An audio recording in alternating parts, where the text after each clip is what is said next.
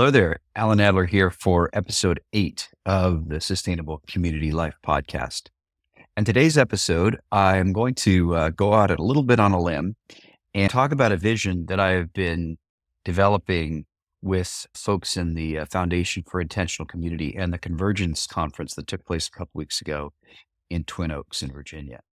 And the concept is called Made in Community. And I truly believe that if we were to achieve the vision that I'm going to talk about, that we can provide a much needed gift to humanity in bringing the incredible gifts and values of intentional communities to the wider world.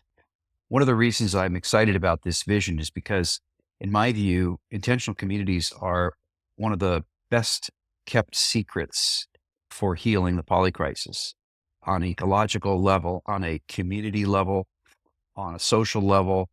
There are so many beautiful gifts that intentional communities and communitarian folks like us who really believe in the idea that we can live lightly on the earth and create more meaning and simultaneously create lives that not only give back rather than taking, but economies that become regenerative, and the trifecta that I often talk about of how the social lifts the ecological and the ecological lifts the economic and the economic lifts the social can really be brought out of obscurity and become a mainstream force for healing the world.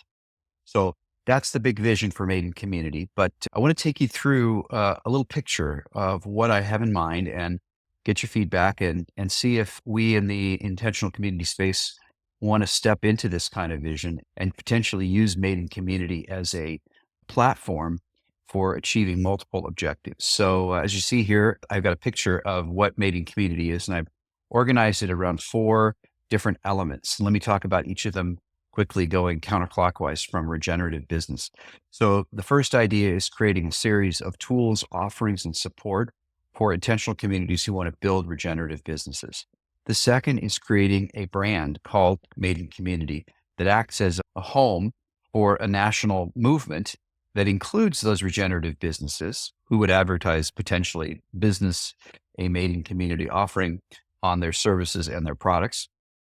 The fourth element in the upper right-hand corner is becoming a platform for intentional community philanthropy, addressing the needs that the intentional community has for extra resources so that we can offer services like Made in Community to intentional communities. And finally, and I think probably most importantly, is to create a platform to share communitarian healing with the world.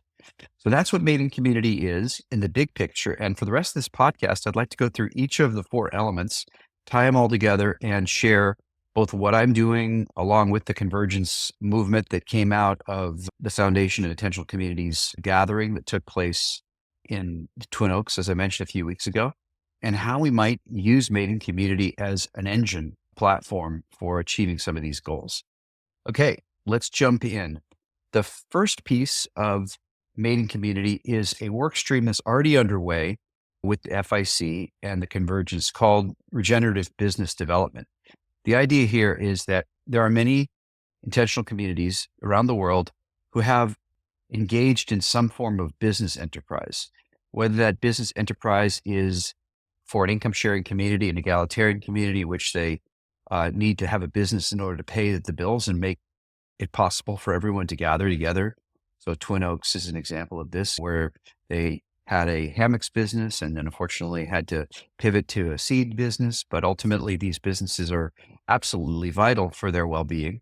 Or a less egalitarian, but still communitarian community like Ithaca, Eco Village, or Dancing Rabbit, who do not engage in income sharing, but where businesses are formed with the intention of creating both income for the business owner, but also employment opportunities for members of the community. And a symbiosis is created between that business run by the individual, owned by the individual, and the community.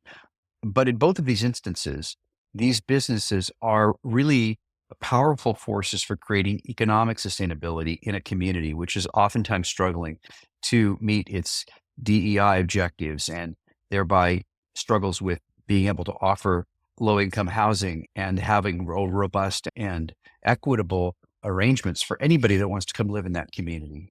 Clearly, we want to avoid communities that are monocultures because it costs so much to live in them that only a certain subset of people can do so. I've talked a lot about that in my podcast, and it's a personal value of mine that I live in a community that is equitable and that offers DEI, diversity, equity, and inclusion as its foundation. It creates communities that are more diverse because I think diversity is critical for social sustainability. And so we don't end up living in these bubbles of monoculture.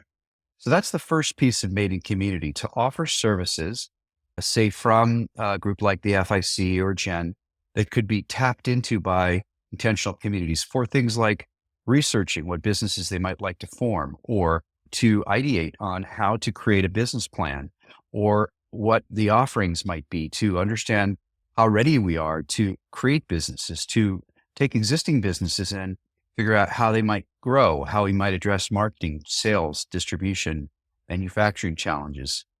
And finally, most importantly, to offer a seed financing for businesses and maybe even incubation in the long term, so that we could quickly move from, I've got a great idea, here's a business plan, to here's a sustainable business. And we have principles that we've already created around what regenerative businesses are, and we're working actively with a sub-team as part of the Convergence Conference to actually define what this regenerative business set of offerings is all about.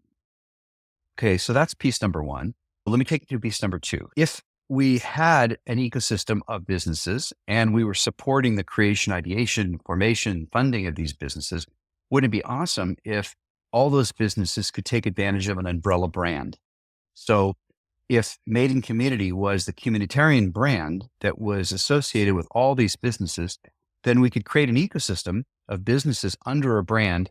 And there's all kinds of benefits that come when you're able to treat individual businesses in an ecosystematic way. And that brand could act as that point of aggregation, making it less expensive to do marketing, making it easier to actually lower the cost of running the business, because we can market under a single brand, and creates all kinds of lift for the members of the community. But as important as it is to create that brand and the umbrella marketing, it's also important that we be able to communicate the real beauty of communitarian work, values, governance principles, permaculture ideas, regenerative agriculture, how to address conflicts, how to create more meaning in community, laboratories for sociocracy, for participative democracy. All the stuff that happens in intentional communities is, as I mentioned, one of the best kept secrets out there. And wouldn't it be exciting if we could bring the ideas associated with how we engage in intentional communities to the broader world? So the last part of Made in Community are the two flanks that I showed you here in this picture: creating a platform for intentional community philanthropy and a platform to share communitarian healing in the world. In the work that I've been doing recently with the global organizations, it's quite clear to me that we have yet to create a narrative that would allow philanthropy to flow into intentional communities in a big way. And the opportunity to do so is really high, because right now we're experiencing a once in a lifetime generational wealth transfer from folks whose parents were baby boomers, who are now passing their money on to the next generation, who made a lot of money in the old exploit and extract way. And now that money is wanting to be put towards something more regenerative, per se. And impact investments, triple bottom line investments, communities of businesses, and philanthropic funds that are designed to support more healing and developmental causes in work are now becoming quite interesting and popular. And it would be amazing if the Made in Community brand would give us the ability to go to philanthropy and to crack the nut on how to get philanthropic investments into the intentional community coffers, so that we can do more work like Made in Community. But that's very much linked to the fourth, and I think most important idea in Made in Community.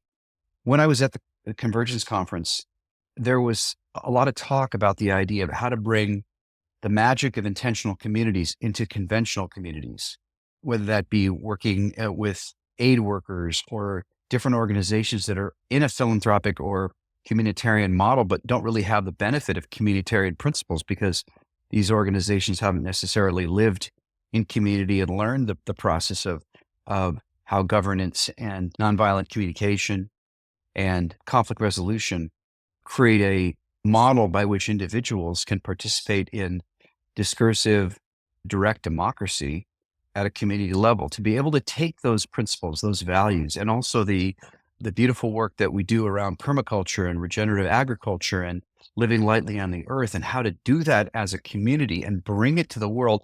This is the healing that the world needs. And as I mentioned at the very beginning of this podcast, community is a gift to the world. It's really about finally finding a way to take the ideas of communitarianism, the ideas of intentional community, and bring them to the rest of the world. So the reason I broke the Made in Community into these two sides of this graphic is because the left side really talks about helping intentional communities build regenerative businesses. And the right side really talks about taking the brand and making it a foundation for philanthropy and for bringing the beauty of communitarianism into the wider world. So I can't wait to get your feedback, and see you next time on the Sustainable Community Life podcast.